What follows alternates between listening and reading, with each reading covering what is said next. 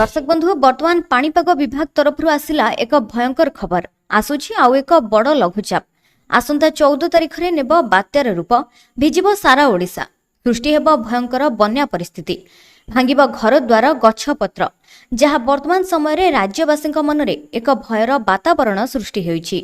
विभाग पक्षरु एक बड़ खबर सामना को आसीछि। तेबे आसंतु संपूर्ण खबर उपरे नजर पकाइबा जानिनेबा पाणीपाग विभाग तरफ कौन रही लाटेस्ट सूचना केउ सबु जिला को रही बात्यार विपद एवं एहारी प्रभाव रे केउ सबु जिला पई जारी होइछि हाई अलर्ट। आसंतु संपूर्ण भावे जानिनेबा एई वीडियो माध्यम रे। ता पूर्वरु चैनल रे नुआ थिले चैनल को सब्सक्राइब करी पाखरे आसुथिबा बेल आइकन को प्रेस कर दियंतु जहा द्वारा हम चैनल रे आसुथिबा समस्त वीडियो आपण सर्वप्रथमे देखि परिबे। तेबे आसंतु खबर उपरे नजर पकाइबा। दर्शक बंधु वर्तमान जहां पाणीपाग विभाग तरफ लाटेस्ट सूचना रही आसुछि आउ एक बड़ लघुचाप पुणी भिजिब सारा ओडिशा। सूचना मुताबक सृष्टि हेबाकु थिबा लघुचापटी अधिक घनीभूत हेले आसंता 14 तारिख रे नै पारे भयंकर बात्यार रूप। एहारी प्रभाव रे अनेक गुडिये जिला प्रभावित हेबो एवं अनेक धनजीवन नष्ट हेबार संभावना रही। किंतु वर्तमान पर्यंत एही बात्या को नहीं विभाग तरफ कौनसी संपूर्ण भाव में स्पष्टीकरण दि जाए नहीं।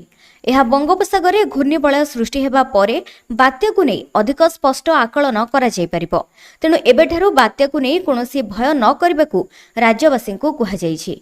बात्या को नहीं टेक्निक अपडेट बात्या पूर्वरु पाणीपाग केन्द्र तरफ सूचना प्रदान करा जिवो। किंतु एबेठारु बात्या पई आगुआ सजग रहिबा पई समस्त जिल्लापालंकु चिठी लिखिछन्ती ओडिशा सरकार। एपटे आसंता 48 घंटा मध्य राज्य में घड़घड़ी बिजुली सहित वर्षा नहीं मयूरभंज बालेश्वर भद्रक केन्द्रापड़ा गजपति मालकानगिरी और कोरापुट को घड़घड़ी बिजुली सहित वर्षा नहीं येलो अलर्ट जारी करा जायछि। राज्य में आसंता 4 ରୁ 5 दिन पर्यंत मौसुमी निम्न चापरेखा दुर्बल रहिबो बोली पाणीपाग केन्द्र पक्षरु कहा जायछि। तेबे दर्शक बंधु यह किछि पाणीपाग विभाग तरफ लाटेस्ट अपडेट। एमिति प्रत्येक दिन पाणीपाग खबर अपडेट जानिबा पई जोड़ी रुहंतु आम चैनल सहित।